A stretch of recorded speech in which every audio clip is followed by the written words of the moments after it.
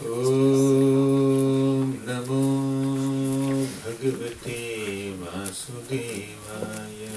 Om Namo Bhagavate Vasudevaya. Om Namo Bhagavate Vasudevaya. Om Namo Bhagavate Vasudevaya.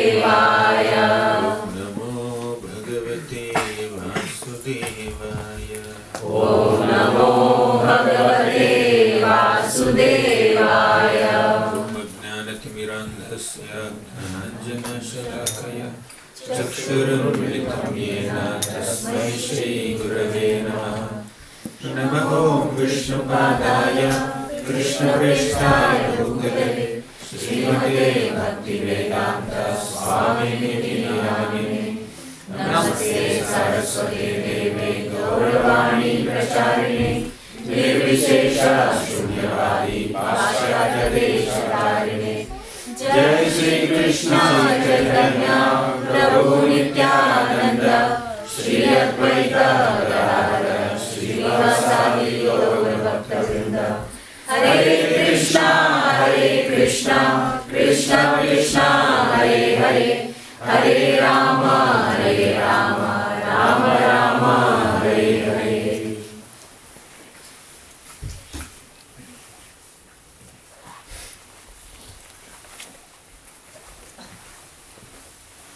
Hare Krishna. Hare Krishna. How does Krishna reciprocate with our devotion? Krishna very clearly revealed it in the Bhagavad Gita. Ye yatha mam prapadyante tam stathaiva bhajamyaham. Ye yatha mam prapadyante, the way you approach me, tam stathaiva bhajamyaham, I will reciprocate with you accordingly. In short, to give a super simplified and shortest possible explanation of the topic that I was asked to speak on is Krishna reciprocates in accordance with our attitude, our mood, our approach towards Krishna. When we approach Krishna with love and affection, He reciprocates with love and affection. When we see Krishna as an order supplier, fulfiller of certain desires that we have, Krishna may fulfill those desires also if we deserve them. When someone hates Krishna, someone envies Krishna, someone holds some kind of negative emotions towards Krishna, Krishna reciprocates with them in a similar way. But let's keep the context very clear. We are not here to talk about those people who approach Krishna with envy, hatred, anger, negativity. That's ruled out. None of us here are in that category. Yes, it is possible that even when you approach Krishna with envy, you can get liberated. There are some individuals who approached Krishna with negative emotions and they got liberated. But that's never a recommendation. Hiranyakashipu hated the Lord. Shishupal always envied the Lord. Kamsa is always fearful of Krishna. Even before Krishna's birth, Kamsa is fearful. Oh, Krishna will come and kill me. So that was their approach towards the Lord. But somehow their negative emotions like anger, hatred, envy, fear, all of them made them completely get absorbed in the thoughts of Krishna. Completely absorbed in Krishna's thoughts. And that absorption in Krishna's thoughts gave them liberation. But that is never a recommendation. Just imagine if our absorption in Krishna's thoughts with a negative emotion falls little below the standard of Hiranyakashipu or Kamsa or Shishupal, will end up in hell. So it is a possibility but not a recommendation. Right? Now the context is clear. When a devotee approaches Krishna in a devotional mood, depending on the intensity of the devotee's devotion, the Lord reciprocates. Now there are so many bulbs here, small bulbs on the ceiling. They are giving a certain illumination here. Just imagine there is a big floodlight here that will be more illuminated. That will not illuminate only this big room, that can illuminate the entire street also. But with these little lamps, you cannot illuminate the entire street. With the lamp glowing in this corner of the room, you cannot go to that corner of the room and start studying some book, reading some book. It has only less intensity. That can illuminate only that area. See how many bulbs are there? 1, 2, 3, 4, 5. And so many rows. There are at least some 30, 25, 30, 40 bulbs are here. Those many are required to illuminate this room. Still, the lighting is moderate, not too intense. Right? Because the intensity is less. Bulb has that much capacity only. Similarly, Krishna reciprocates with the intensity of our bhakti. The other day we were discussing ahetukya pratihata. Yesterday we primarily discussed on the intention behind our bhakti. Yesterday and day before yesterday. But now let's discuss about intensity in bhakti. Intention may be pure. We have no negative intentions. None of us in this big room has any negative intentions towards Krishna. We don't hate Krishna. We don't fear Krishna. We have no negative feelings towards Krishna. We only want to love Krishna. We only want to serve Krishna. But somehow that love and service attitude are not intense enough. Therefore Krishna's reciprocation also is moderate. But when that love and service attitude towards Krishna is intense, then Krishna's reciprocation also will be intense. Actually speaking, the intensity of Krishna's reciprocation is always much higher than the intensity of our approach towards him. When we approach Krishna this much, Krishna will reciprocate this much.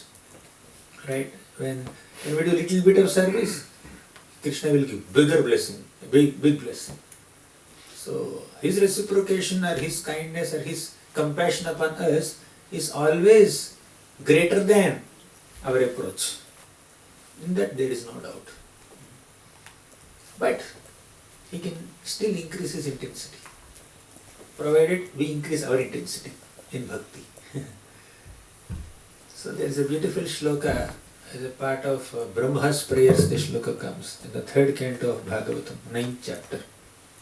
Tvam bhakti yoga paribhavita hrit saroja asye srutikshita patho nanunatha pumsam yadyadhyata urugaya vibhavayanti tattattvapuhu pranayase sadanugrahaya. Tvam bhakti yoga paribhavita hrit saroja. Hrit saroja, the heart of a devotee is compared with a saroja lotus. Just like Krishna sits on the lotuses, similarly Krishna sits on the lotus emotions or lotus hearts of his devotees. Tvam bhakti yoga paribhavita hrit saroja asya. And when the heart of a devotee is filled with devotion for Krishna, and that heart which is compared to a soft lotus is a sitting place of Krishna. Tvam bhakti yoga paribhavita hrit saroja asya srutekshita patho nanunatha pumsam. So how does Krishna enter into this lotus hearts of his devotees? Srutekshita patho, through ears. Right? Through ear holes Krishna enters into the hearts of his devotees and sits on the lotus emotions of their hearts, lotuses of their hearts. Now, the second half is very interesting, very much relevant to our context. Yadyadhyata urugaya vibhavayanti tattatvapuhu pranayase sadanugrahaya. Yadyadhyata urugaya vibhavayanti means the way we approach Krishna, or that specific form on which we are meditating upon, Krishna will reciprocate accordingly. Say if somebody is a great devotee of Lord Ramachandra, the Lord reciprocates in the form of Ram. Somebody is a devotee of Krishna, that too Vrindavan Krishna, very Madhurya form, then Krishna will reciprocate as Vrindavan Krishna. Some people approach Krishna as Dwarkadhish. They worship the Lord in a reverential mood. They like to see Krishna in a very opulent form like a great prince. And some people like to see the Lord in a very, very simple form as a cowherd boy. So the Lord's reciprocation also is in accordance with that mood. Yadyad bhiyata urugaya vibhavayanti tattattva puhu pranayase sadanugrahaya. For example, you are chanting the holy names of Krishna. So, when you are chanting, somebody asked Prabhupada, when we are chanting Hare Krishna Mahamantra, in that Mahamantra, Hare Krishna, Krishna Krishna, Hare Hare. Very clear. Hare is Radharani, Krishna is Krishna. But in the second line, Hare Rama, Rama Rama, Hare Hare. Who is that Ram? This devotee says, Ram is Lord Ramachandra, Raghava Ram, Dasharatha Maharaj's son, Lord Ramachandra. What do you say, Prabhupada? Yes, he said. Another devotee said, that Ram is Balaram, right? Prabhupada said, yes, you are right. Another devotee said, I thought that Ram is Radhika Raman, Krishna himself. Prabhupada said, yes, he is correct. Then other devotees asked, you are saying that Ram is Lord Ramachandra, that Ram is also Balaram, that Ram is also Krishna. What exactly? How can there be three deities? How can we invoke the three deities with the same mantra? Right? How can three people who are giving different answers about the same question be correct? Prabhupada said, you are correct. Prabhupada, what's the conclusion? Prabhupada said, you decide. You decide is not a strategic answer or a clever answer to sideline the question. It's a very profound answer. When Prabhupada said, you decide, means he literally means we decide in which form Krishna will reciprocate with us when we are chanting Hare Krishna Mahamantra. When we are chanting Hare Krishna Mahamantra, when we are saying Lord Hare Rama, Rama Rama, Hare Hare, if we are meditating on Lord Ramachandra, Ram will reciprocate. If we meditate on Balaram, Balaram will reciprocate. If we meditate on Radhika Raman Krishna, then Krishna will reciprocate. But the problem with us is we won't meditate on anybody. We meditate on our unfulfilled desires, things to do during the day, what's there for the breakfast. We meditate on so many things. That's the problem. But generally the Lord reciprocates in that form on which we are meditating on. That Ram can refer to Lord Ramachandra. Absolutely no problem. You can just Hare Rama, Rama Rama, Hare Hare and go to Ayodhya. Absolutely no problem. You can say Hare Rama, Rama Rama, Hare Hare and become a great devotee of Krishna also, Balaram also. All are possible. That's what Prabhupada said. Basically the Lord reciprocates depending on our mood, our approach, our attitude, our consciousness. So even if we are meditating only on Krishna, that too Vrindavan Krishna, not Dwarkadhish Krishna, not Mathuradhish Krishna, we are meditating on Vrindavan Krishna. Bhishma Dev meditates on Kurukshetra Krishna as Parthasarathi Krishna. He is not meditating on Vrindavan Krishna or Dwarkadish Krishna, he meditates on Parthasarathi Krishna. That is his meditation. And the Lord reciprocates in that mood only. And Bhishma ended up in Parthasarathi planet. Somebody meditates on the Lord as an order supplier, as a liberation giver, as money giver. The other day we were discussing, right? 4 types of people who approach Krishna. Who are they? Arto, Jignasa, Radharthi, Gnani, cha Bharatarshava. Right? The Lord will reciprocate according to that mood. However, when somebody approaches the Lord with sincere devotion, with intense bhakti, technically in Bhagavatam's language it is called Tivra Bhakti. Tivra Bhakti. So when we approach the Lord with Tivra Bhakti, the Lord will reciprocate with us. Actually, He gives Himself completely to us. When we give ourselves to Krishna a little bit, Krishna also will give Himself to us little bit. But when we give more of our time, more of our attention, more of our consciousness, use more of our emotions and intelligence to connect with Krishna, then Krishna will also give more energy, more reciprocation towards us. I have 24 hours, I can give to Krishna only this 1 or 2 hours. Okay, Krishna's reciprocation will be there accordingly. Say I have say $10 million with me, I can spare $10 for Krishna. Okay. Krishna's reciprocation will be like that. So we have money, we have manpower, we have intelligence, we have emotions, we have body, we have senses, we have consciousness. All these faculties are meant to be utilized in Krishna's service. Every single faculty is meant for Krishna's service only. In fact, according to scriptures, the entire existence of a devotee, including the gross and subtle faculties, like the bodily senses or mind, intelligence, ego, everything is meant for Krishna's service. Jihve kirtaya keshavam muraripum cheto bhaja sridharam vani dvandva samarchaya achyuta katha shrotradvayatvam shrunam Krishnam lokaya lochanadvaya harer gacchangari yugmalayam jighra grana mukunda pada tulasi mordhanna madhokshajam. Jihve kirtaya, the tongue is meant to glorify Krishna, but if you utilize our tongue to do some gossip, to do some discussion on materialistic topics, or topics that are unfavorable for Krishna, are disconnected from Bhakti, then we are not utilizing this tongue properly in Bhakti. Jihve kirtaya, keshavam muraripam cheto bhaja. So you should utilize your mind in meditating on Krishna. Pani dvandva samarchaya achyuta katha shrutradvayatvam shrunu. Utilize both of your hands to serve Krishna.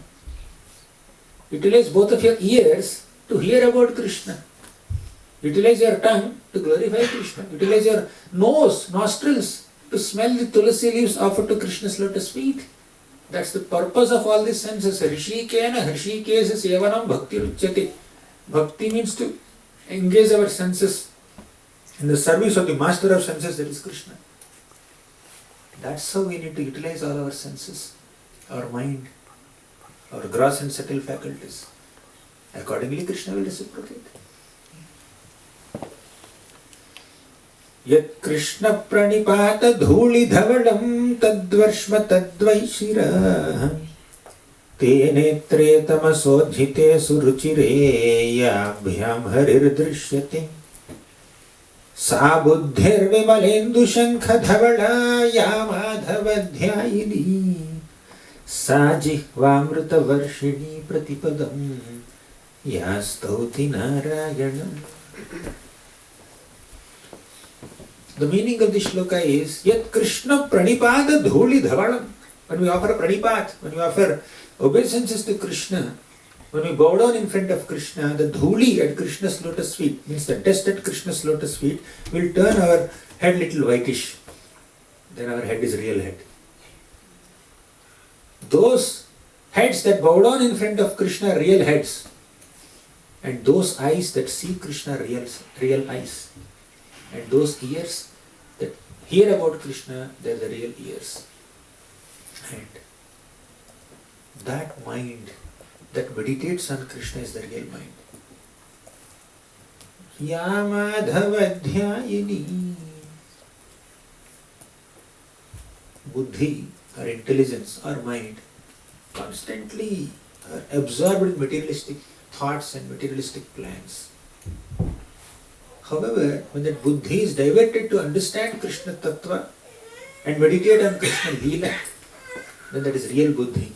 Sa buddhir vimalendu shankha dhavala ya madhavadhyayini. Vimalendu shankha dhavala. Shankha is a conch shell. Vimala means absolutely no spots. Contamination is spotless. If you see a conch shell, it's pure white, pristine white, no spots on it. Then Vimalendu, Indu means moon. Moon has spots. Vimalendu means that moon that does not have any spots. Vimalendu Shankha Dhavala, just like a spotless moon is pure white, just like a conch shell is pure white, our buddhi also becomes pure white and pristine when we meditate on Krishna. Yamadhavadhyayini Sajihvamrita varshini pratipadam Yastauti narayanam. That jihva or that tongue which is constantly showering the rain of Krishna Katha is the real tongue.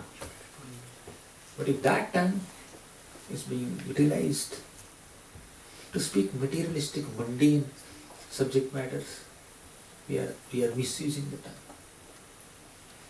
Krishna's reciprocation also will be like that. Especially when we utilize that tongue to blaspheme Vaishnavas, to do Vaishnava Ninda,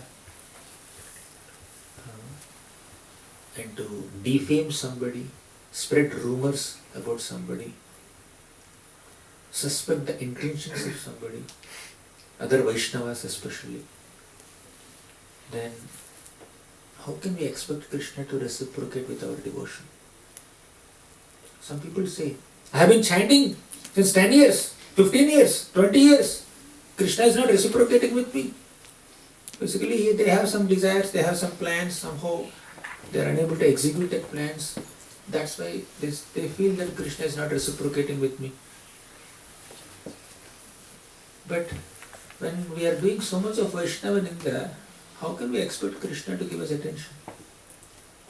When we are blaspheming Vaishnavas, when Krishna's heart is getting hurt by our blasphemy of Vaishnavas, how can we expect Krishna to reciprocate with our desires or whatever services, right? Sometimes people think, devotees practicing, devotees may think, we may think that I am chanting since long time. Does Krishna really hear our prayers? Is Krishna hearing my chanting every day? We don't hear when we are chanting, but we expect Krishna to hear our chanting. It happens, right? So, when we are chanting, our mind is somewhere else. But we want Krishna, you should concentrate on my chanting. You should attentively hear my chanting. I am chanting 16 rounds. Of course, I may swallow some words, I may miss some mantras, I may think of something else, but you should be attentive. Right? You are Krishna, you can do anything. You can be attentive towards the chanting of an inattentive devotee also. You be attentively hearing my inattentive chanting. I will remain inattentive. That's the expectation of a typical immature sadhaka. Anyways, in short, Krishna's reciprocation is very much in accordance with our consciousness. Right?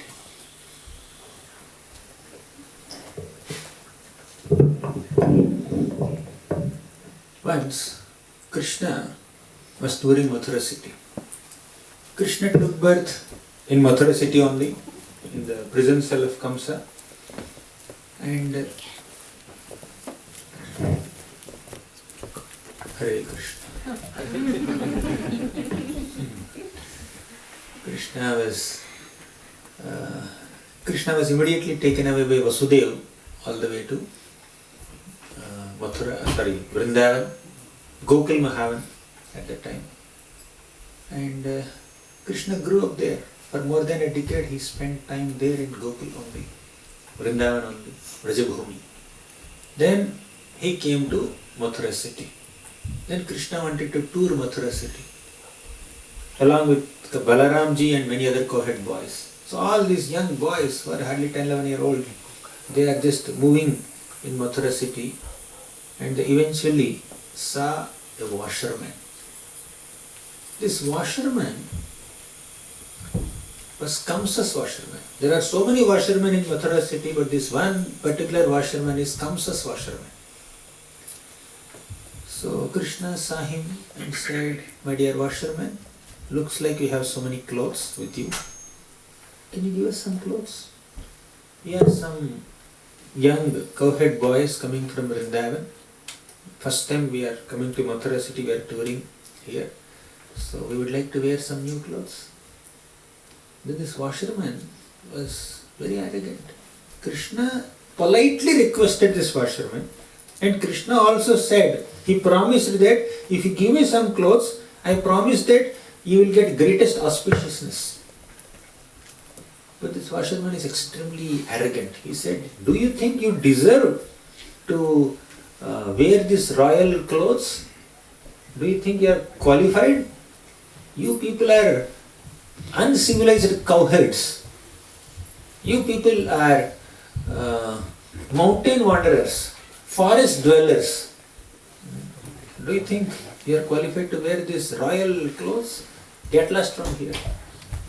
If you ask for king's clothes, the king's soldiers will beat you. The king's soldiers will arrest you. Get lost from here." He spoke very, very arrogantly. Krishna has to reciprocate with that arrogance. When Krishna requested this washerman very politely, the washerman is supposed to respond with politeness. Right? That's his responsibility. You know what is responsibility? Responsibility has two small words, response and ability. Responsibility basically means our ability to respond to different situations appropriately. When we fail to respond appropriately in various situations, when we lack the ability to respond appropriately in various situations towards so many people, then we are irresponsible. And here is the washerman who was very irresponsible in his behavior, in his approach. So this washerman criticized Krishna, criticized Balaram, criticized all the cowherd boys publicly. Then Krishna, with his mere fingertips, he beheaded this washerman. Right. Let's cut his head. Now you may think it's a severe punishment. Krishna asked for some clothes, and the washerman said no. Of course he said no, little arrogantly, not quite arrogantly, but isn't it severe punishment for a small offense? We take the side of Parikshit Maharaj so much. Parikshit Maharaj has done a small offense and he has been cursed to die within 7 days by that Shringi. Severe punishment for a small offense. Chitraketu Maharaj commented on Lord Shiva, small offense, but Parvati Devi cursed him to become a demon. Severe punishment for a small offense. But what about this? Small offense by washerman said, and Krishna gave a severe punishment. That's where we need to find the difference between common people's punishment and Krishna's punishment. Even though Krishna's punishment may seem extremely severe, that extremely severe punishment is meant for the upliftment of that soul, of that individual who is being punished. Similarly, Balaramji, if you see, I'm jumping to another story, but okay, no problem. I hope you know this story. Roma Harshana Sutta. Roma Harshana was sitting on a big throne and he was giving a big bhashan. He's giving some lecture to so many sages, Somanakada rishis. But Balaramji, when he came there, this Roma Harshana did not have the etiquette to get up and offer obeisances and receive and welcome Balaramji. He was sitting there. It may not be possible for the speaker to get up and every single devotee or somebody comes. And it's not necessary also always, but when the Supreme Lord comes, when the spiritual master comes, when some great devotee comes and very exalted guest comes, then you cannot apply that same formula. So he was very, very arrogant. And Balaramji noticed it and he took a blade of grass and just killed Ramaharshan. Again immediately he did not get up and Balaramji killed him. Similarly, this washerman did not offer clothes and Krishna killed him. Sometimes the Lord's punishment may seem extremely severe, not in proportion with the offense committed. Right? Sometimes we become so overwhelmed with self-pity. Self-pity. What mistake did I do? मैंने क्या पाप किया? Why the Lord is punishing me like this? He has no kindness, He has no compassion. I am worshipping that unkind Lord so much. My God. So many purports, so many explanations, so much of self-pity, self-compassion. Oh. But there is no injustice in the Lord's management, in the Lord's reciprocation. Sometimes the Lord may reciprocate in a very, very unconventional manner, which may even seem injustice also, which may seem extremely severe also. Severe injustice. For example, Bharat Maharaj became so exalted, he went to Bhava stage. But at that stage, Bharat Maharaj became extremely attached to a deer. And because of that undue attachment to this deer, Bharat Maharaj became a deer. Now, Lord could have given some concession, right? How can He apply the 8.6 formula and turn him into an animal just because he remembered an animal at the time of death? 8.6 formula, right? Yam yam va vismaran bhavam tijatyante kalevaram. Whatever you remember at the time of death, you will attain that state on which you are meditating upon. Correct? Krishna applied that formula simply.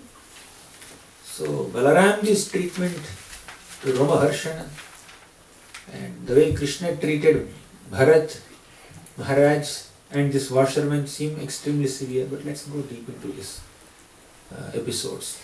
Why the Lord's reciprocation has been too intense. Intense strictness. So this washerman was a washerman in Lord Ramachandra's Leela also. He is the one who passed some kind of irresponsible and insensitive remarks on Mother Sita. Mother Sita was so pure.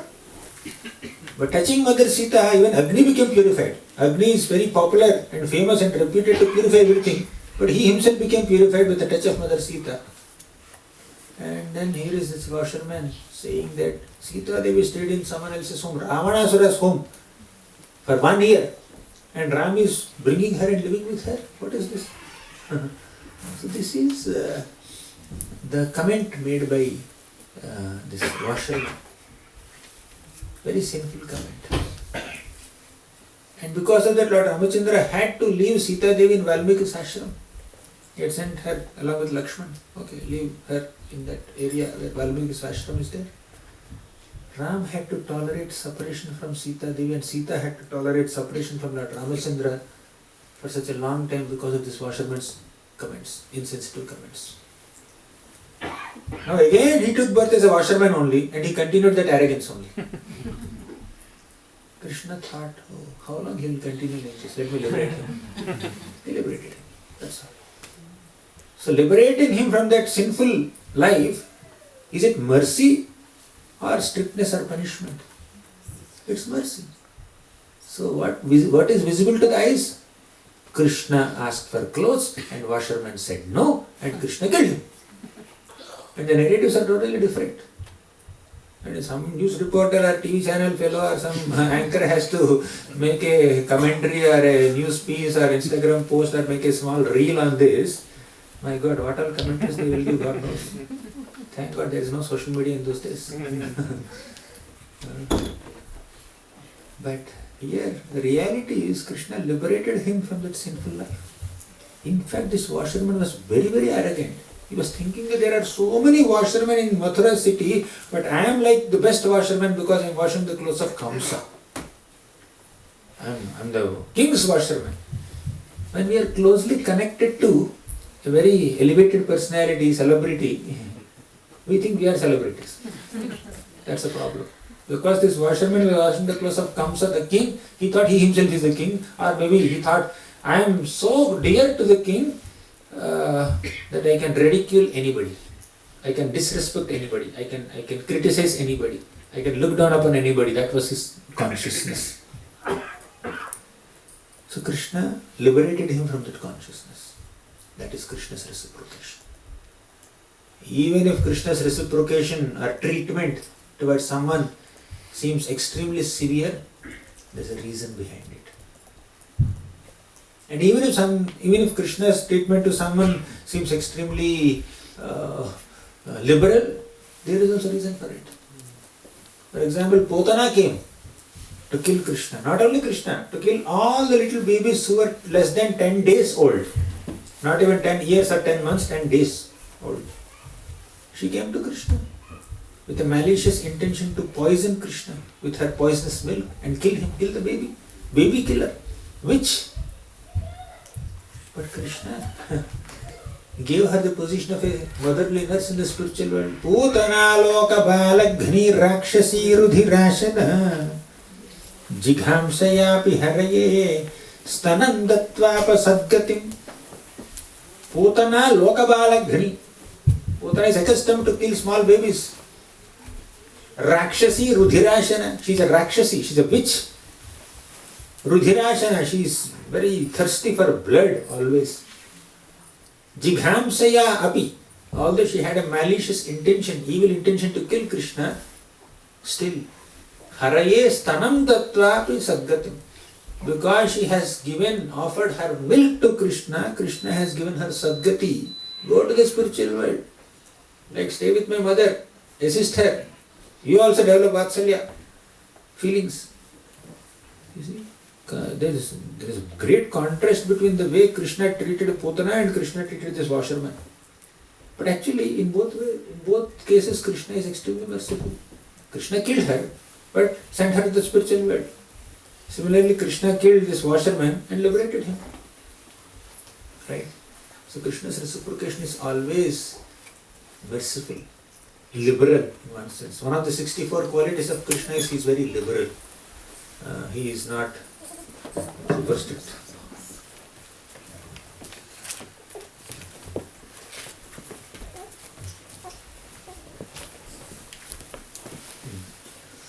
So Krishna is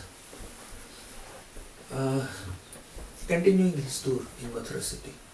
So Krishna went ahead, then he found a weaver.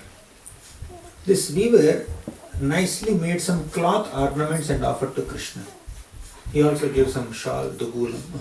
So Krishna received that. Balramji also received his offerings.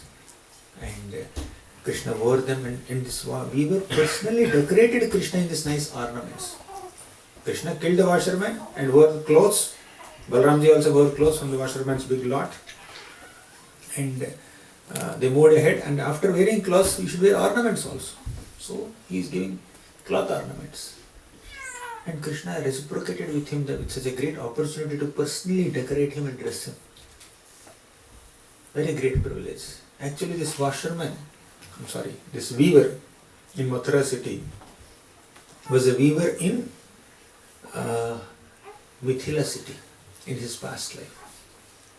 In his past life, during Ramayana time, when Lord Ramachandra and Sita Devi were getting married, when Lakshmana and Urmila were getting married, there was a weaver who stitched their wedding dress, special wedding dress. And Ram and Lakshman wore that wedding dresses, and they came out, they were looking resplendent, very beautiful. And this weaver became very, very happy. This tailor became very happy.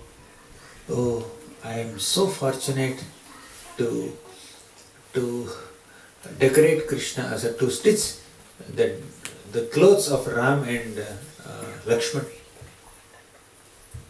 I'll be more fortunate if I can get to personally dress them. That was his desire. So when Ram and Lakshman again appeared as Krishna and Balaram in Mathura city, finally this tailor, who became a weaver now, got the opportunity to personally decorate Krishna and Balaram. So whenever we have a sincere desire, Krishna will fulfill that sincere desire even after a few lifetimes or after a few yogas. That is the speciality of Krishna, Krishna's reciprocation. Krishna may not reciprocate at once. He may take some time to reciprocate, but he will reciprocate. Krishna will definitely reciprocate with our sincere desires, with our sincere spiritual desires. In fact, whenever we go to the Lord, the deity forms of the Lord, and take darshan, we are seeing them definitely, but they are also seeing us. When the beautiful glances of the Lord fall on us, those glances will create spiritual desires in us and destroy our material desires. Not only creating spiritual desires, Krishna's glances will also maintain our spiritual desires and fulfill our spiritual desires. Creation, maintenance and fulfillment of spiritual desires is possible by Krishna's glances. Right? So here is the weaver who got some special reciprocation from Krishna in the form of an opportunity to personally decorate him. Then Krishna blessed Sudama florist also. We discussed that story recently. And moving ahead, Krishna also found a hunchback woman.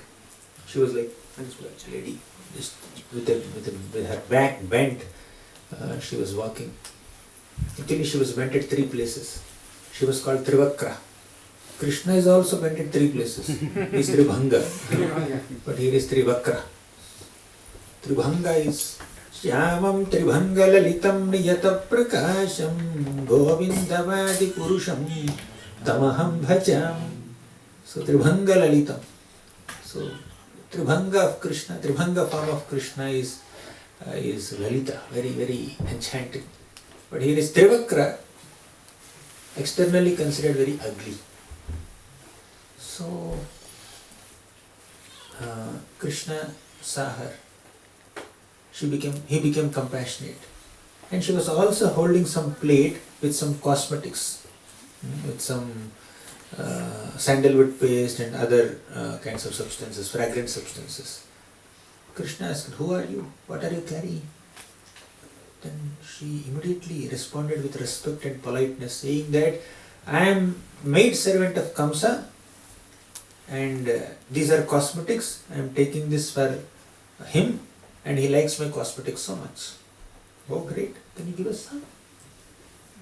Actually, when Krishna made this request, Kubja was right in front of Kamsa's palace. If Kamsa comes out of the palace and comes on the balcony, he can see what Kubja is doing publicly to Krishna. It didn't happen, but she's very close to Kamsa's palace. So Kubja said, these ointments, these cosmetics are actually meant for you. You are such a handsome young boy. Kamsa. Making for him, he doesn't deserve. She didn't literally say that's understood. She said they are meant for you. And on the street only, she took profuse quantities of these cosmetics and started applying on Krishna's face, and also started making some patterns on Krishna's hand and face and chest. We put some gopi dots on the Lord, right? That's how she was treating Krishna with so much love and affection. Publicly, on the road. So Krishna wanted to reciprocate with her intensity of devotion. So Krishna kept both of his feet on her feet. Krishna supported her back with his left hand, and Krishna kept his 2 fingers under her chin, and then slowly lifted her. Right? Her hunchback is gone. She got a very straight body with proportionate limbs. She became very beautiful. That's reciprocation. Actually, Kubja represents Prithvi, Bhumi Devi. Her hunchback form represents the overburdened condition of Mother Earth. When you are carrying so much load, you become bent, right? You cannot be straight. Say there is a 100 kilo sack on your back, and automatically you will bend, like Trivakra. So the hunchback shape of Trivakra represents the overburdened condition of Mother Earth. Why was Mother Earth overburdened? Because of mountains? Because of seas? No, because of sinful people. Because of evil kings who are overburdening her with so many military forces. They are trying to destroy and exploit innocent people. That's what was happening at that time. So Krishna rectified the form of Trivakra by giving her a very straight, evenly proportionate limb, body, and he announced to everyone that I'm going to do this to Mother Earth very soon. Earth is overburdened with so many military forces, I'm going to destroy them. Already Krishna destroyed so many by this time. Putana, Aghasur, Bakasur, Vatsasur, Vyomasur, Keshi, so many demons he killed. But now Krishna is going to more systematically kill so many people. Till now Krishna was killing one demon at a time. But very soon after Kamsa was killed, Jarasandha came to attack Krishna with 23 Akshauhinis of armies. And Krishna and Balram together will smash all these 23 Akshauhinis of armies 17 times. 17 times Krishna is going to destroy the burden of earth. Only Jarasandha supporters. And after that, Krishna will kill 3 crore soldiers of Kalayavana. And after that, through Kurukshetra war, Krishna will kill so many other demons, demonic people. So, in this way, Krishna is going to protect Mother Earth. That is Krishna's reciprocation towards Mother Earth. Earth was overburdened, she had tears in her eyes and she went to Brahma and Brahma took her to Vishnu and Vishnu said, yes, Krishna is coming, he will protect you, don't worry, he will reciprocate with your devotion. Undoubtedly. Similarly, one more thing. Who was this Kubja? Kubja was Surpanakha in her past life, Ravana's sister. She loved Lord Ramachandra. She wanted to marry Lord Ramachandra. Yes, come. She wanted to marry Lord Ramachandra. But Ram said no. Later Lakshman said no. And you know what happened? Lakshman has cut her nose and many things happened. And after this whole incident, what people don't know popularly is Surpanakha did not give up. She had so much determination to attain Lord Ramachandra. So she went to a place called Pushkara Tirtha. And for 5,000 years or 10,000, I forgot. I think about 5,000 or 10,000 years, she was meditating on Lord Shiva. And finally Lord Shiva manifested and said, Surpanakha, what do you want? She said, I want Lord Ramachandra as my husband. Shiva said, not possible. Ram has taken a vow to marry only Sita Devi. And he already married. Only one Patni. Eka Patni Vrata Dharo. So, but still, because he wanted him, fine. In the next Yuga, when the Lord reappears in his original form as Lord Sri Krishna, then Krishna will fulfill your desire. Don't worry. You have some love for him, he will fulfill your desire. And that's what is happening now. Surpanakha became Kubja. So whenever we have a sincere desire to attain the Lord, whether with a pure desire to serve him or some kind of malicious or selfish desire, just like Surpanakha wanted to enjoy with Lord Ramachandra. Yes, her determination is great, but she sought personal enjoyment from Ram. But still, the Lord reciprocated. Although she was lusty, that lust also was fulfilled by the Lord, because that is directed towards the Lord. It's not a recommendation, but it's a possibility. Yes, even if somebody approaches the Lord with a negative intention, the Lord is so kind that he will reciprocate with their desires. So, what qualifies a devotee to receive some special reciprocation from the Lord? Is it money? Is it beauty? Is it fame? Is it reputation? Or is it so many followers? Or is it so many talents and skills? No, none of this. What impresses the Lord is sincere devotion.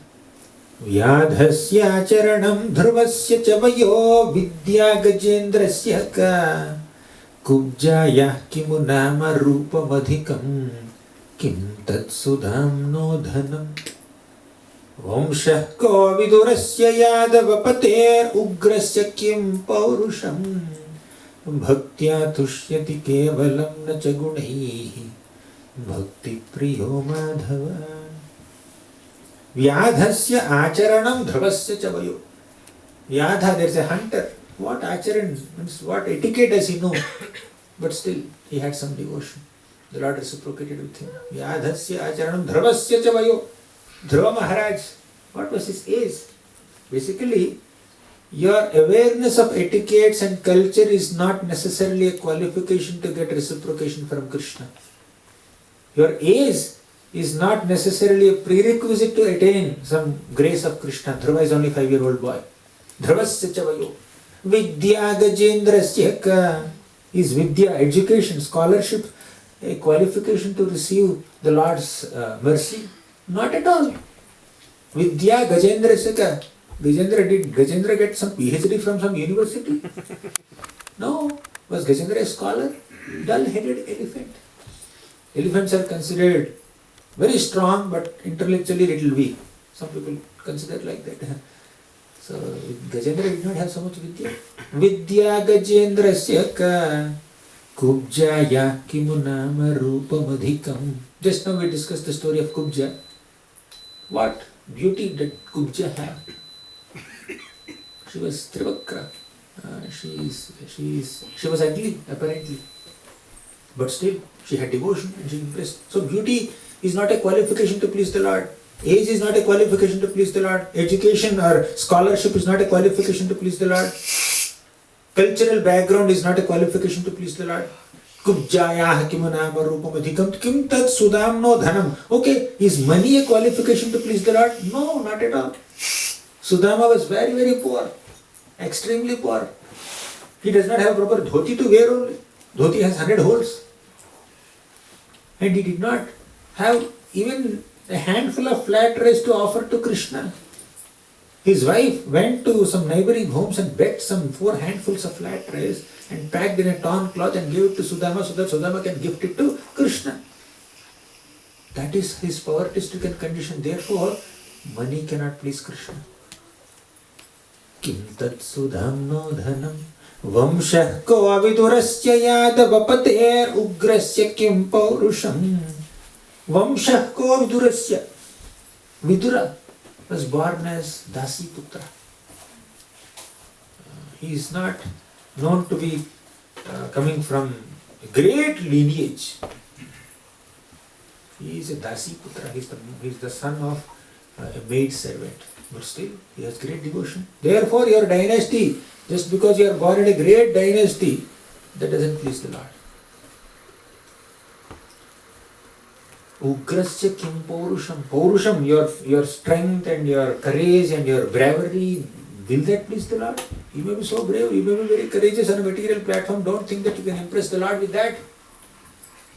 Ugrasena Maharaj was not known to fight in so many big battles. Even Vasudeva also is not known to fight in so many big battles. When Kamsa tried to kill his wife, Vasudeva was negotiating with words, not with swords. Right? And he was imprisoned. But still, Ugrasena Maharaj is a great devotee that Krishna established him on the throne of Dwaraka and throne of Mathura also earlier. And he is reporting to him, "Oh Maharaj, this is the case." Who gave him the throne? Krishna gave him the throne. Before sitting on the throne of Mathura, where was Ugrasena? In the prison cell. Krishna took him out of prison cell, made him sit on the throne, and is reporting to him, "Yes sir, what can I do for you?" That is Krishna. Bhaktya tushyati kevalam na cha gunaihi bhakti priyo madhava. Bhaktya tushyati kevalam. Kevala means only. The Lord is impressed and pleased only with devotion. Nacha gunaihi, not by your material qualifications. Bhakti priyo madhava. Madhava is bhakti priya. He is very, very impressed with sincere devotion in the heart. Similarly, Prahalad Maharaj also says, Manye dhana bhijana rupa tapashrito jaha tejaha prabhava bala paurusha buddhi yoga. Naradhanaya hi bhavanti parasya pumso bhaktya tutosha bhagavan gajayuthapaya. Manye dhana abhijana. Dhana is wealth. Abhijana means followers. Rupa means form. Tapa means austerity. Dhana, abhijana, rupa, tapa, shruta, oja, teja, prabhava, bala, paurusha, buddhi, yoga. These 12 qualifications are neither qualifications nor disqualifications to please the Lord.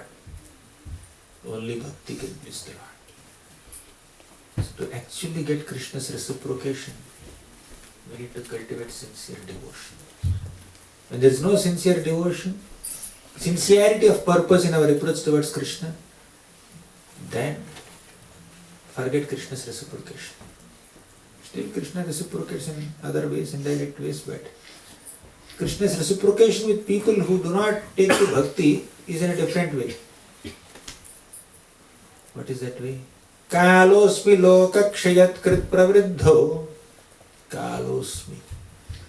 Krishna says, I am time factor. How do you reciprocate with people? By bringing about their destruction.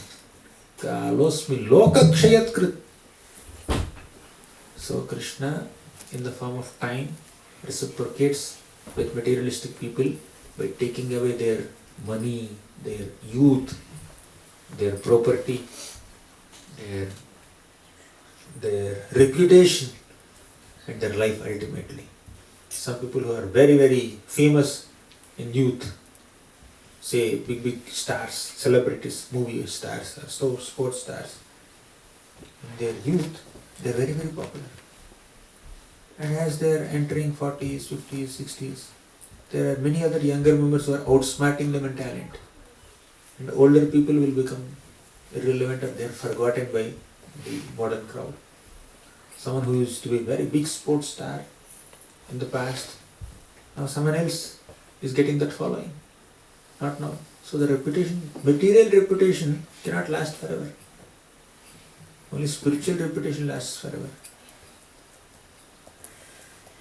So 50 years back, somebody is a very top movie hero. Now the modern people may not even remember him.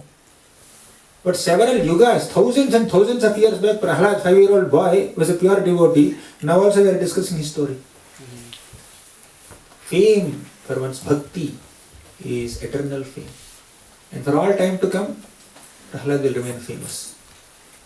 Dhruva will remain famous. Whenever we discuss the topic of determination, we have to quote Dhruva. When did he do tapasya? When did he do tapasya? Brahma just created the universe. And his first Manu, son, is Swayambhu Manu. And from that Swayambhu Manu, Uttanapad is born. Uttanapad's son is Dhruva. When did this happen? 7 Manvantras back. We are in 7th Manvantara now. In the beginning stages, beginning days or beginning years of first Manvantara, Dhruva Maharaj did tapasya. One Manvantara is 71 Divya Yugas. 71 into 7. Of course, this Manvantara is still pending. At least 7 into at least 45, 50, 450. 491. Okay, 491. Almost 500 Yuga cycles back. Dhruva Maharaj performed tapasya for 6 months. Om Namo Bhagavate Vasudevaya. That's all. And that mantra we chant every day before every class. And that story we are discussing even now also, although it happened 500 Yuga cycles back, almost 500 Yuga cycles back. 500 days back when somebody does something, or 500 hours back when somebody does something big, it becomes a big news at that time, but now we forget. Which reputation is everlasting. Therefore, let's never run behind material reputation. Materialistic people of this material world will recognize us, will clap, will whistle, will do so many things for some time, and after that we are forgotten. Therefore, let's cultivate sincere devotion. Not that we want to be reputed as great devotees for all time to come. But we just want to reconnect with Krishna. Gopis are most famous devotees, but they are not aware of it. They have no time to check how many followers they have on their profiles, on their social media profiles, on their LinkedIn or YouTube, Instagram profiles. How many followers do I have? One gopi is not thinking, I only have 2 million. That gopi has 4 million.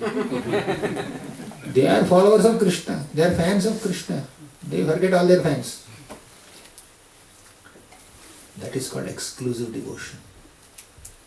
In accordance with that exclusive devotion, Krishna will reciprocate exclusively. He says, Lord Vishnu says, whom he spoke in front of the 4 Kumaras. Yat sevaya charana padma pavitra renum sadyah kshatakhilam pratilabdha shilam nashrir virakti vapimam vijahati yasya prekshala itare niyaman vahanti nashrir virakti vapimam vijahati yasya. Means although Lord Narayana is not interested in Lakshmi Devi, still Lakshmi Devi does not leave him. Nashrir viraktim apimam, although I have virakti towards her, or I am not so interested or excited with her, but still she does not leave me. Preksha lavartha itare niyaman vahanti, just to get a slight trace of her affectionate glance. So many people, including great devatas, are also following so many niyamas, vratas. You understand? People want Lakshmi. People want Lakshmi, wealth. To get that wealth, they are following so many pujas and vratas and japa and homa, tapa, etc. And so much fan following Lakshmi Devi has. But Lakshmi Devi will abandon all that fan following and follows Krishna, follows Vishnu. And she starts brooming and mopping the floors of Vaikuntha to get a slight trace of Krishna's grace. That's what is mentioned in Srimad Bhagavatam. Hare Krishna. So Lakshmi Devi, she is sweeping the floors of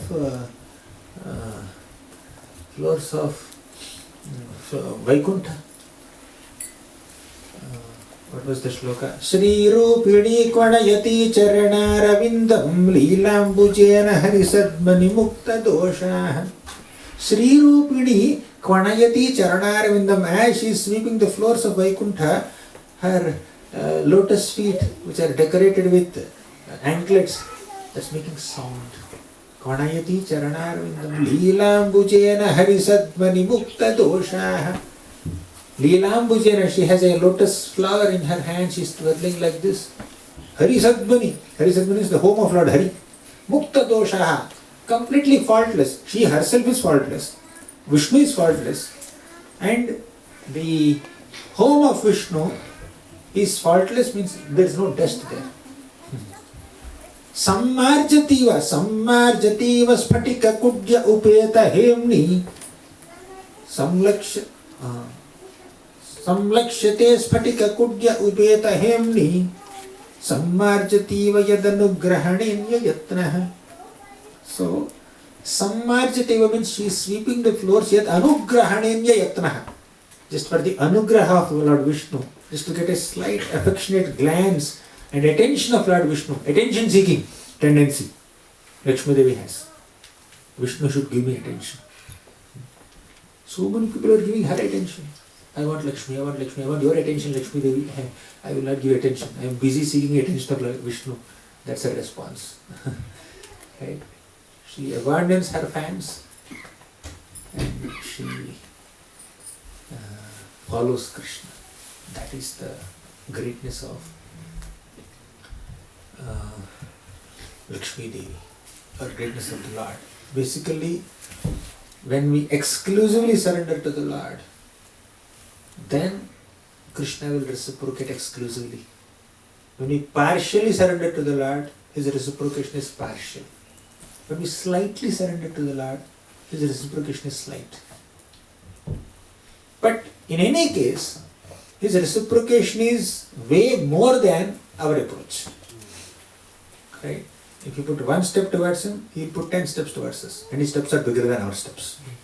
Right? His steps are much bigger than our steps. So that's how we need to understand. Krishna is always willing to reciprocate. How much am I seeking his reciprocation? Am I really obsessed or infatuated with the desire to seek his reciprocation? No, looks like I'm not giving so much time to him. An average sadhaka doesn't give sufficient attention to Krishna. That's why Krishna is like that.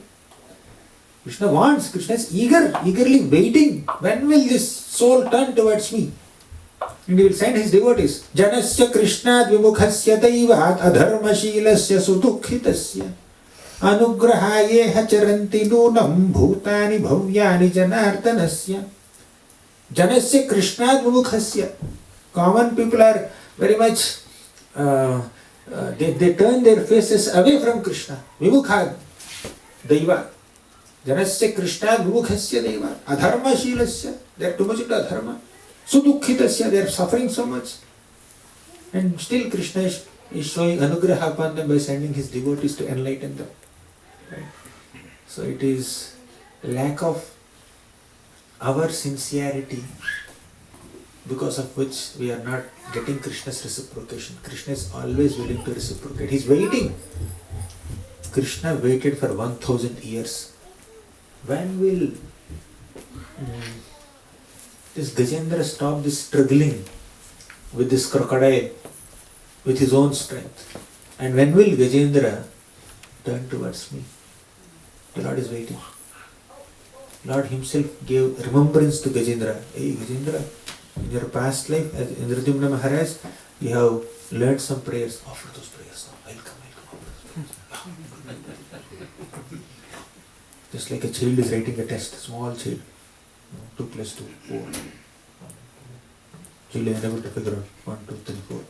1, 2, 3. After that 4, child forgot. Small child, right? The teacher will say, hey, 4, 4.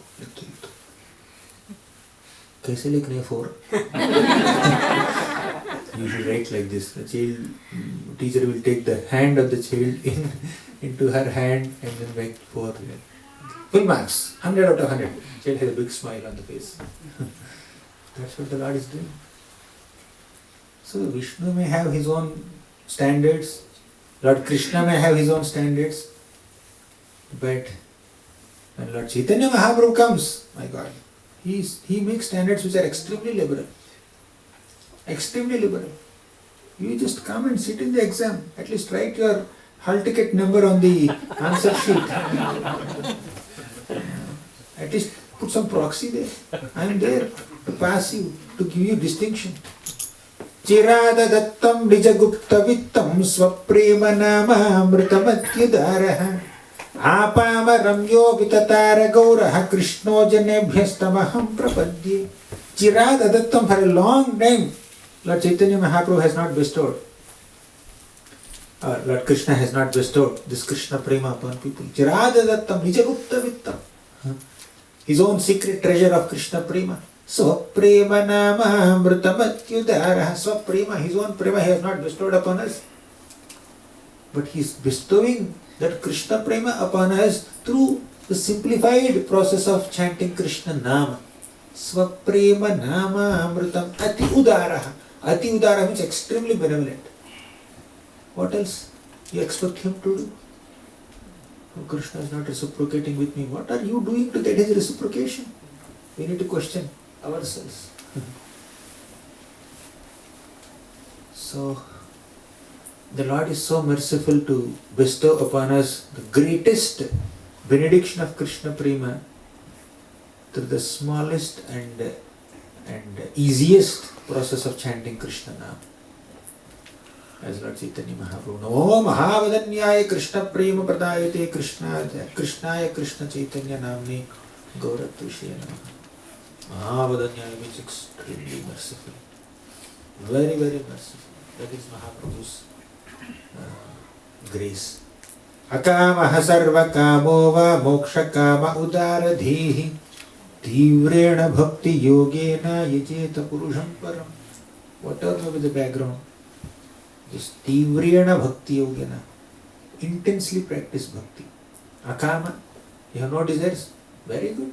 Practice bhakti intensely. Sarvakama, you have all kinds of material desires, still you can intensely practice bhakti. Mokshakama, you specifically desire liberation, no problem. Intensely practice bhakti. Tivrena Bhakti Yogena, that Tivrata is important. Yesterday we discussed, Dhruva Maharaj had Tivrata. He did not have the right kind of attitude in the beginning. He did not perform Ahaituki Bhakti. He had motives, material ambitions. But still he was purified, completely purified. Because there is Tivrata in his practice. So when we have Tivrata, we began with the example of the intensity of bulb. Let's conclude with that only. When there is Tivrata, intensity in our practice, that intense practice of bhakti can purify our intentions also. Intensity will purify intentions. But that intensity is lacking, Tivrata is lacking, sincerity is lacking, consistency is lacking, regularity is lacking, then we cannot expect Krishna's reciprocation. Still Krishna reciprocates with us in 100 different ways. Oh, his intensity is very poor. Okay, let me try to help him to increase his intensity by inspiring him through a purport, through a shloka, bhagavatam, through some lecture, or through some extra grace or whatever. So many things he keeps doing. Still, we don't intensify our bhakti. I'm speaking to myself loudly in the mic in front of all of you, so that tomorrow I'll remember where you spoke in that class very loudly. Thoda sharan karo. Intensify your sadhana. Easy to speak that we have to be intense, but very difficult to be intense because Maya is pulling us in 10 different directions. But one good news is, although Maya may tempt us, allure us, distract us in 100 different ways, Maya has no power to interfere with our independence. Even Krishna doesn't interfere with our independence. How can Maya interfere? Maya cannot interfere. So, choice is ours. We have the choice. Maya will say, here is the temptation. Should I accept it or reject it? It's in my hands. Maya can only show, like a seller, like a vegetable seller or some other product seller. Yeah, please come. Like so many advertisement people. So Maya can only advertise, this is good, this movie is good, this YouTube video is good, this reel is good, or that position is good, that post is good. Maya can advertise so many things. Whether to choose them or not, it's in our hands. Choice is always ours. Yes, because of the previous choices we have made, we seem to be forced to make a choice, as Arjuna is asking this question. Why people are engaging in lusty activities as if they are forced by someone? Nobody is forcing them. But see, it seems that somebody is forcing them. Then Krishna says, Kama yesha krodhesha rajoguna samudvaha. Mahasharo mahapapma vidhiyena yahvairana. So who is forcing? Their own karma is forcing. Their own lust is forcing them. Maya is not forcing them. Maya may show. Maya may facilitate some temptation. Maya may allure us or distract us, but whether to get distracted or not, whether to give in to that allurement or not, it's in our hands. Whether to say yes to Maya or no to Maya. Maya, no, I don't have time. Close the door. I have to chant, I have to read. I'm in 7th canto only. I still have 5 more cantos to complete. 10th canto is very long. Maya, no time for you. No, please. 1 more hour, please. Spend time with me. I don't have time. You can always see. Difficult to say, I know. But we have to see. That's our tivrata. That's our intensity. Then we'll get profuse reciprocation of Krishna. Daivi hiyasha gunamayi mama maya duratkeya. But mameva ye prapadyante. When we take shelter of Krishna, then Krishna will support us. Yes, I am there with you. Maya is saying, come here. Maya is showing so many temptations. then you should say, I have Krishna with me. If you tempt me like this, then I will tell Krishna. Maya will run away. Maya will go and stand behind Krishna. Right? Mayam cha tadapashraya. Maya's job is always to be behind Krishna. If we go behind Krishna, then we are behind Maya. Because Krishna, between us and Krishna, Maya will come. But if we go in front of Krishna and fall at his feet, Maya cannot touch us. Right? So, in short, Krishna is willing to reciprocate with our devotion, and he reciprocates in accordance with the intensity of our devotion. So all we need to do is to intensify our devotion in the association of devotees, with the support and inspiration coming from great examples from Srimad Bhagavatam. Thank you very much. Granthara Srimad Bhagavatam ki jai.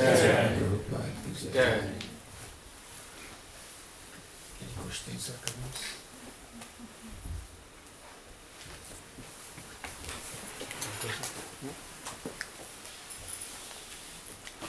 Hare Krishna.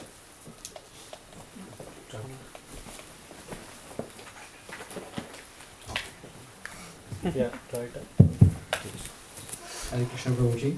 Thank you again for a wonderful class and all of the examples from the Srimad Bhagavatam. Most of the ones you've discussed where Krishna has also given a lot of opulence to the devotees and reciprocated with them, like Rupa Maharaj and things like that.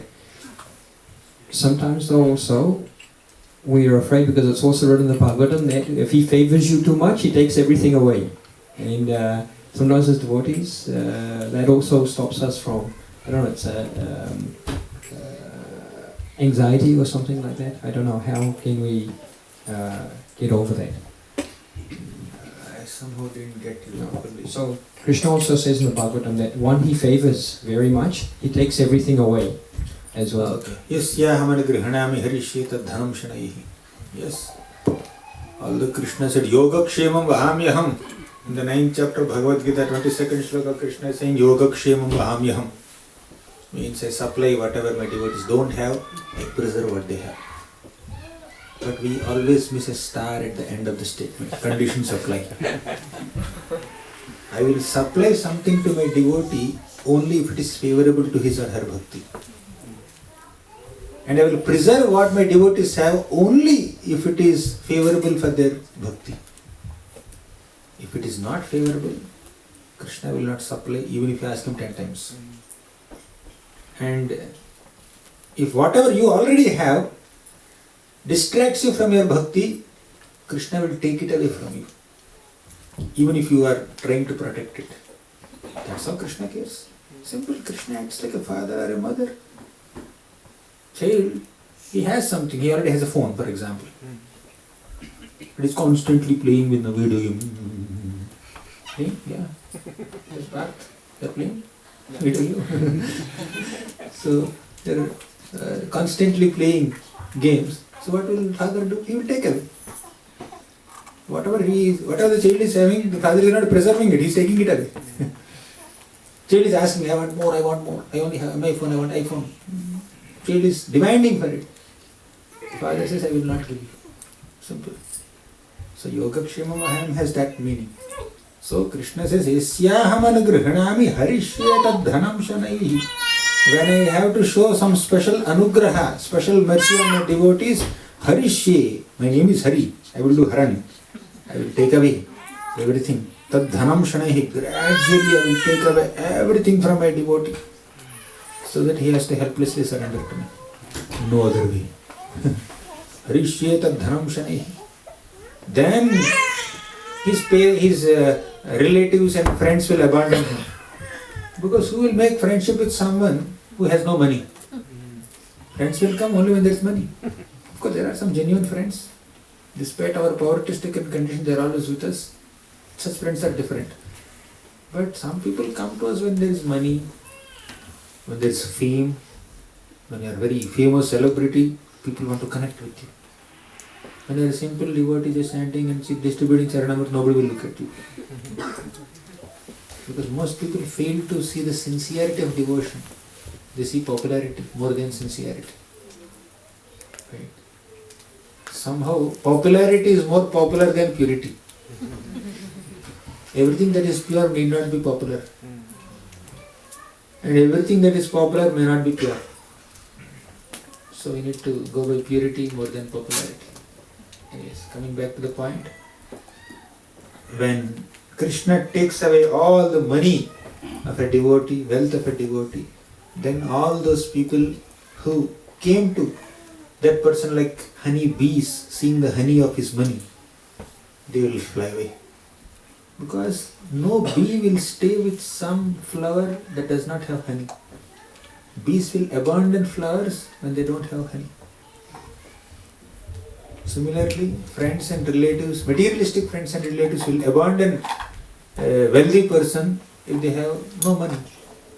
So because everybody abandoned him, he has to take shelter of Krishna. No other way. You want an example? Avanti Brahmana. He had so much money, so much wealth, he was miserly. But eventually all his wealth is taken away by Krishna in various ways. Now he has no other way. He has to take shelter of Krishna. So that is anugraha. So Krishna will take away whatever we have. He is the best of all things. Vraje prasiddham navadita choram gopangananam chadukula choram aneka janmarjita papa choram choragraganyam purusham namami Shri Radhikaya hridayasya choram Navambudhashyamala kanti choram Padashritanam cha samasta choram Choragraganyam purusham namami Padashritanam cha samasta choram. If you have taken shelter of Krishna, samasta choram, you will be bankrupt. So think before you take shelter of Krishna. Think before you surrender. You see, surrender unto me. Don't immediately surrender. Think before you surrender. If you surrender, padashritanam cha samasta choram. Everything will be taken away from you. Are you ready for it? Your money, your fame, your friends, your family members, your materialistic contacts and reputation and your position, and maybe even your material knowledge also. Everything will be taken away. Will you still worship Krishna? Krishna will take away everything. Still, you will worship? Great. This is pure devotee. Thank you very much. Hare Krishna. More time? Yeah, that's fine.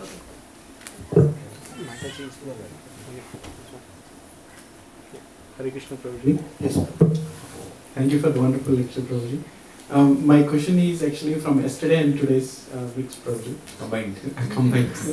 So yesterday you talked about Kal Krishna Das, how he has fallen at one point and then Chaitanya Mahaprabhu didn't forgive him, he was still with him, but as soon as he came back, he has given up, he handed over. And contradicting to that, so when Chaitanya Mahaprabhu, he faced Jagai and Mathai, he wanted to punish them, but immediately he forgave them and then made them to devotees as well. So compared to Jagai and Mathai, they are so fallen, yet Chaitanya Mahaprabhu immediately forgave them. But whereas Kal Krishna Das, it's a small mistake, one mistake, and then Chaitanya Mahaprabhu. And also how Maharaj, he wanted to, sorry, I forgot his name. Pratap Maharaj, so he wanted to surrender to Chaitanya Mahaprabhu, but he kept him away for some time. So And how do we add to support your arguments, right? Pratap Maharaj had a son, and the devotees of Lord brought Pratap Maharaj's son to Lord Chaitanya Mahaprabhu. Lord Chaitanya Mahaprabhu saw him, he remembered Krishna and he embraced him. The father, who is a pure devotee, has done so much seva, he is not even getting a glance of Mahaprabhu, and his son is getting embraced. Is it justified? Yes, Prabhu. Anyaya. Total injustice. अपमान है. So how do we understand, like, in what instances actually Chaitanya Mahaprabhu or Krishna will test more and more, or leave the devotee If we can understand that, why should we describe him as inconceivable? He's inconceivable. His decisions are inconceivable. His reciprocations are inconceivable. If you can understand always the logic behind his reciprocations, then he's conceivable. But he's inconceivable. The tattva is inconceivable. But still, we can understand to some degree as much as acharyas have explained it to us.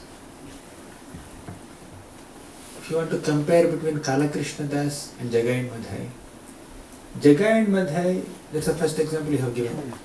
Jagai and Madhai are very, very fallen, very, very sinful, but they never committed any offense. Because they never chanted, no scope for Namaraparad. They never associated with Vaishnavas, no scope for Vaishnava Parad. They never worshipped the deities, no scope for Seva Parad. They never had a guru, no scope for Guru Aparad, no offenses. Right? Only sins, no offenses. And on top of, to see it from another angle, Jagai and Madhai were like new people who are coming to your program after committing so many sinful activities. Right? They come here, they stretch their legs towards the deities. Will you scold them? Very, very politely, very gently, very diligently, you correct them lovingly, or you may not even choose to correct them. Okay, fine. Next time when he comes, after 5 times he comes, then maybe I will try to give him suggestion. First time if we say like that, they may just run away, or they may not offer obeisances immediately. They will directly come and then say, what's happening here? Well, lecture is going on. They may stand, they may sit, they may just go away. You will not correct them, right? Because they are very new. But someone who is very seasoned, he is stretching his way towards the deities, he is not offering obeisances, or he is doing some other major mistake, you will immediately correct them, isn't it? He is chanting 16 rounds, he is following 4 regulative principles, you know him since 10 years, but still for a small mistake, you are correcting him, you are scolding him, you are giving feedback. And that people who just came here, they are doing so many mistakes. Why are you not giving feedback to them? There is a difference in the treatment. So, to whom more is given, more is expected. Kala Krishna Das is directly the associate of Lord Chaitanya Mahaprabhu. He is accompanying Lord Chaitanya, only companion of Lord Chaitanya throughout his 2 years yatra. More strictness is expected from him. More maturity is expected from him. More self-control is expected from him. Jagai and Madhai are not like that. Lord Chaitanya never took Jagai and Madhai in their previous condition for his Chaitanya Yatra. 2 years you are my only associates. No one else with me. So, to whom a great privilege is given, great standards are expected. Right? So that's like one perspective of seeing it. And by the way, Lord Chaitanya Mahaprabhu apparently rejected Kala Krishna Das, but he actually took care of Kala Krishna Das. Where did this happen? In Mahaprabhu's Chaitanya Yatra, somewhere in Tamil Nadu. In this 2 years Yatra, Mahaprabhu is like going, and somewhere maybe after 1 year it has happened. Rest of the Yatra, Mahaprabhu is doing return Chaitanya Yatra, visiting the same places that he has visited before. Means for 1 full year, even after that mistake, for 1 full year, Lord Chaitanya Mahaprabhu allowed Kala Krishna Das to accompany him. And after bringing him safely to Jagannath Puri, in front of Nityananda, Jagadananda, Damodara, Mukunda, he said, oh, I am not responsible for him. He did not say it in Vetapani. He did not say it in Tamil Nadu. After 1 year he said it. Why? He should have a cushion. When Mahaprabhu shows strictness, someone should be there to support him. So, if he wants to reject, he would have rejected there itself. Why did he allow him to accompany him? Kala Krishna Das was serving as usual. Lord Chaitanya Mahaprabhu throughout the Chaitanya Yatra for the remaining full year after that incident. After bringing him here, then he said, so that devotees will get the credit of engaging him in service even after Lord rejects him. That's how Lord Chaitanya Mahaprabhu highlighted the mercy of devotees more than his own mercy. My devotees are more merciful than me. Even if I apparently reject a devotee, my other devotees will engage him in some service. That's how devotees should be more merciful than the Lord himself. Very important point.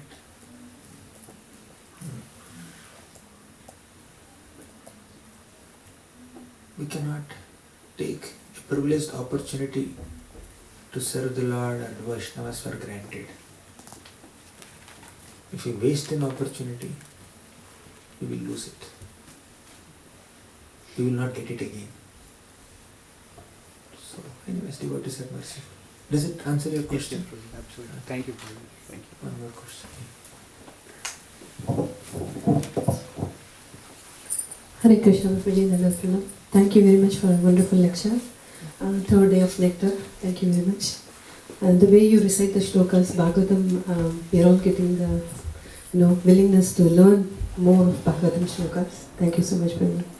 Prabhuji, my question is not related to today's topic, but I heard from one of your lectures for the Bhakti Vedanta students, you were initially doing pujari service in the temple, and then you were moved to the teaching or education thing. Is that right? Teaching started Okay. 2012, then 2014 deities came. Okay. Now also I do puja services. Thank you. Okay, Prabhuji. Just wanted to know, here many of us have deities at home as well, and we would like to do pujari service at the temple as well when it comes up shortly.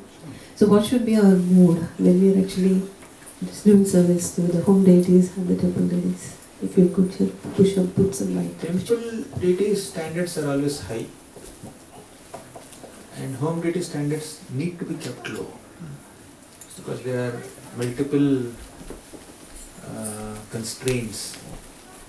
In a home, very high standards of deity worship we may not be able to maintain, so we keep it very, very simple. Simple commitment we can give to deities. Dressing also once in a week or once in 15 days, on Ekadashi days.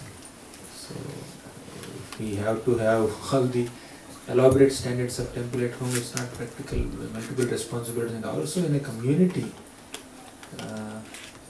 where there is also a temple, all the devotees should gather in the temple for program, for festivals and all that. But if devotees have elaborate worship standards at home only, they may not be able to participate in temple programs. But temple programs, are, especially festivals, are opportunities for all the devotees in that community to gather together and do some Krishna Katha, Kirtan and worship together. That's like deities bring the entire community together. So deity worship in the temple is always a priority, and at home it can be kept simple. And also as age progresses, it may be a little difficult to maintain the standards, and maybe the next generation may not be able to take it up also. Sometimes they are busy with their own engagements. Therefore it's always better to keep it simple, unless one has very great bandwidth to continue and all that. What should be your mood when you are actually serving them? Mood is Lakshmi Narayan. Although you are serving Radha, Krishna, whatever, mood should be reverential. Mood should be servant. Actually, the mood is a very big word. An average sadhaka does not have a great mood as such. We should be in the mood of following the prescribed standards and meticulously following the standards. Upholding the standards should be our mood. So whatever is prescribed, this is how arati, this is the sequence. So just follow that. Obedience to the instructions given to us. Let's begin from there. Eventually, should I worship them in Vatsalya Bhava? or madhurya bhav, or that bhav and all, that mode is different. Actually, Prabhuji, nothing comes at all. Like it's like a routine only. It's happening. Let's have that routine. Let's follow the routine only. Let's follow routine meticulously, sincerely, time to time, disciplined. That's what sadhana. That's what sadhaka bhakta can do. Vaidhi sadhana bhakti means following the vidhis sincerely, following the rules and regulations sincerely. So let's begin with that. Eventually, more Krishna will manifest. Prabhuji,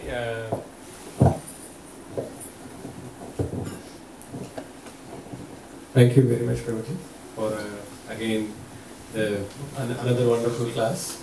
Prabhuji, about the Ivra Bhakti that you mentioned about, so what are some of the practical ways the practicing devotees like all of us can make it Ivra? How can we intensify our bhakti?